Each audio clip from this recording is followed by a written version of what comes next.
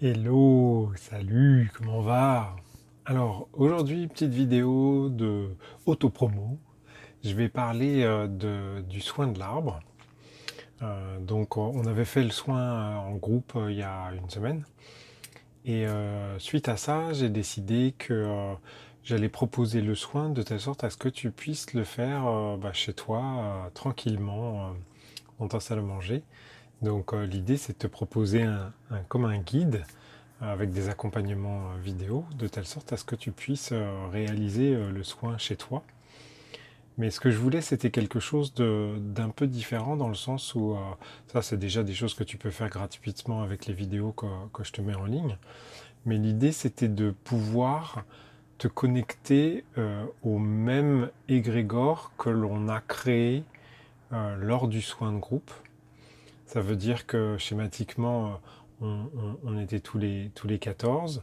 On a créé un égrégore énergétique par rapport à ce thème de soin.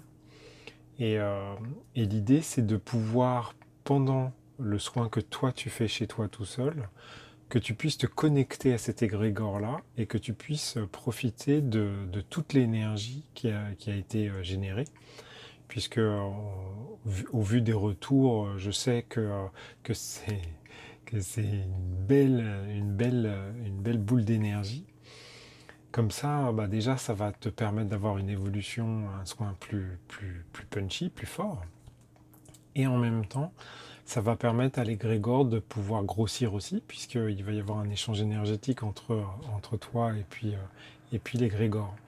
Et de fil en aiguille, si on continue à faire ça, c'est-à-dire s'il y a plein de gens qui d'une part font le soin, moi je l'ai appelé en solo, chez eux, ils vont venir se connecter et l'égrégore va continuer à grossir.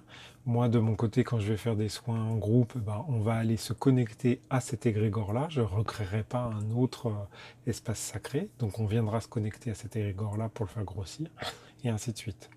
De toute façon, je pense que après le soin en solo, je vais probablement faire un manuel pour que tu puisses aussi organiser des sessions de groupe comme moi j'ai fait. Toujours pareil, en venant à la fois puiser et alimenter cet égrégore-là, de telle sorte à ce qu'il grossisse de plus en plus.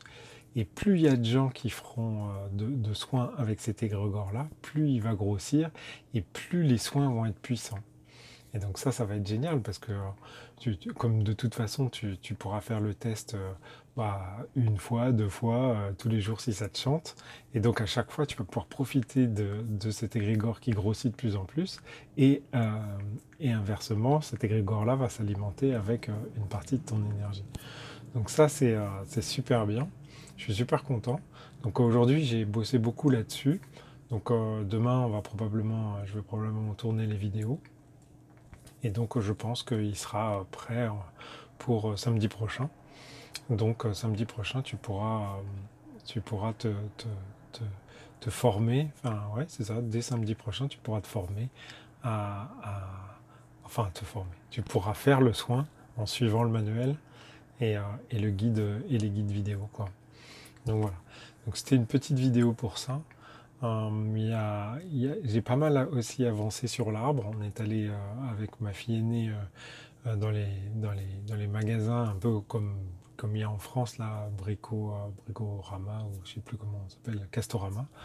Mais en fait, au Japon, ils ont que des jardins miniatures, donc les arbres sont tout petits. Donc malheureusement, on n'a pas trouvé l'arbre qui nous conviendrait.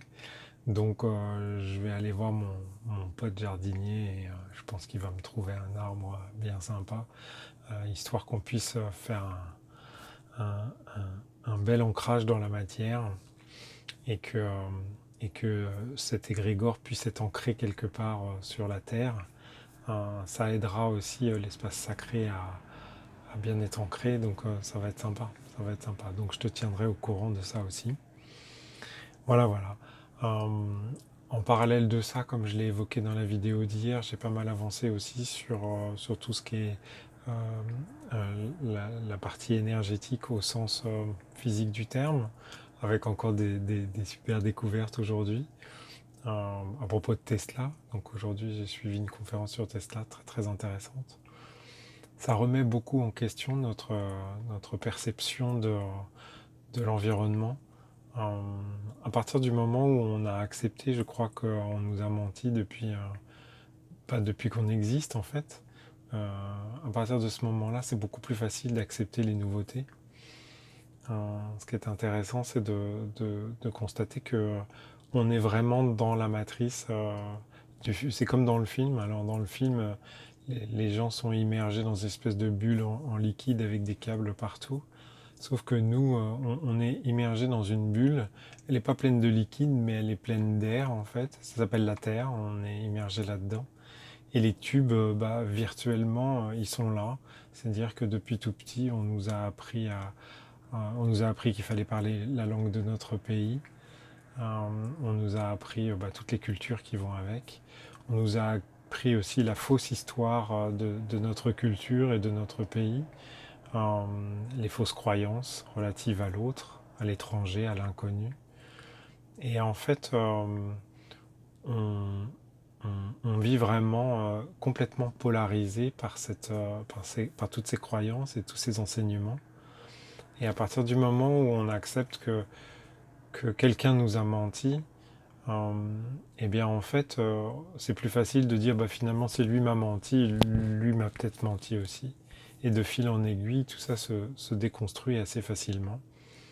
En fait, l'existence, la physique, tout ça c'est extrêmement simple. En fait, c'est un peu comme la réalisation des soins. Je parlais beaucoup de la notion d'intention. Et au niveau de la physique quantique, on est vraiment sur la même simplicité en fait. Et, euh, et je crois que le monde d'aujourd'hui, les gens ont voulu complexifier. Alors, il y a ceux qui ont voulu complexifier pour montrer qu'ils étaient plus intelligents que les autres. Et puis il y a ceux qui ont voulu complexifier pour masquer tous les mensonges qui avaient été racontés depuis le début. Parce que bien évidemment, plus on avance, plus on est connecté, et plus on est connecté, plus c'est difficile de couvrir tous ces mensonges. Tu remarques à mon ton que je suis même pas remonté par rapport à ça. Je découvre des trucs, mais encore hallucinants. Mais en fait, ça devient de plus en plus facile à absorber, à digérer. Euh, je pense que, je pense que le, le- l'avenir va être assez extraordinaire. Euh, j'ai toujours cette même, c'est intéressant cette dualité que je ressens. C'est d'un côté c'est cette petite inquiétude de se dire bon, est-ce que il y a quand même des trucs sympas dans la vie qu'on vit aujourd'hui? Est-ce qu'on va, est-ce qu'on va pouvoir les vivre encore ou est-ce que ça va, c'est finalement terminé? Et d'un autre côté, le champ des possibles est tellement vaste. Euh, donc hier, je parlais de production d'énergie gratuite mais là, Tesla, c'est intéressant quand même l'histoire de Tesla, qu'il avait un partenariat, il avait son projet pour électrifier tous les États-Unis.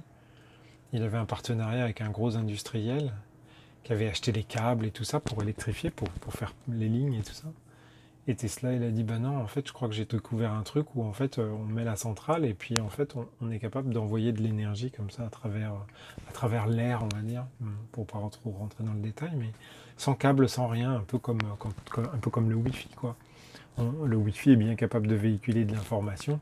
Or, l'électricité, c'est aussi une forme d'information.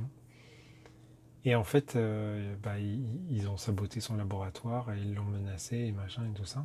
Tout simplement parce qu'il y avait beaucoup d'argent en jeu. Il avait acheté les cuivres, il avait acheté toutes les mines et tout ça. S'il n'y avait pas besoin de câbles, il n'y avait pas besoin de mines et par conséquent, ce monsieur-là était ruiné. Et donc, voilà. Et de fil en aiguille, quand on écoute ce genre d'histoire, on comprend que si c'est pas le cuivre, c'est le pétrole. Si c'est pas le pétrole, c'est autre chose, et ainsi de suite. C'est les banques, c'est les machins et tout ça. Et on s'aperçoit que la matrice, elle est là, et il est temps aussi que ça s'arrête. Il est temps que ça s'arrête. Et je pense que on a inconsciemment conscience de tout ça. Je pense que chacun rêve, fait plus ou moins des rêves pendant la nuit. Et on a toutes ces informations, on les perçoit, on les reçoit. Et je crois qu'il y a une grande partie de nous-mêmes qui ne veut pas accepter cette réalité-là, parce que on se sentirait stupide en fait d'y avoir cru pendant. Moi, je vais avoir 49 ans cette année. J'aurais cru à tout ça pendant plus de 40 ans, plus de 45 ans. Est-ce que je vais pas me sentir stupide ou machin? C'est le fait que la personne qui continue à aller dans le sens du truc. Il sait que c'est faux, mais il continue à y aller parce que sinon ça remettrait en cause tout ce qu'il a vécu, tout ce qu'il a dit, tout ce qu'il a été, tout ça. Et je pense que énergétiquement, je sens qu'il y a ça, en fait. Je sens qu'il y a une volonté de mettre sous le tapis, quoi. De mettre sous le tapis et de faire comme si de rien n'était. C'est Bruce Lipton qui disait, quand il a découvert un peu, à la suite des travaux qu'il avait fait sur l'épigénétique, il allait voir ses collègues dans les universités et tout ça, et puis il leur expliquait et tout. Et les mecs disaient, oh non, mais moi je vais pas changer la manière dont j'enseigne aux gens. Ça fait 30 ans que je fais comme ça. Si je change là comme ça du jour au lendemain, ça veut dire que tout ce que j'ai dit pendant 30 ans c'était faux. Donc le gars continue à enseigner des trucs qu'il sait que c'est pas vrai, mais comme il va finir sa carrière dans 2-3 ans ou dans 5 ans, bah, il continue à le dire des conneries en fait. Parce que sinon ça remettrait en cause tout ce qu'il a dit avant.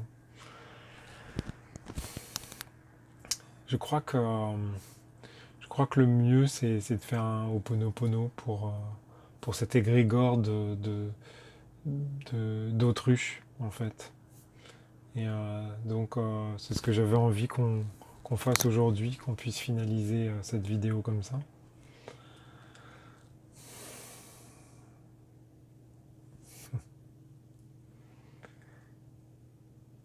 Donc je suis désolé, je te pardonne, je te remercie, je t'aime.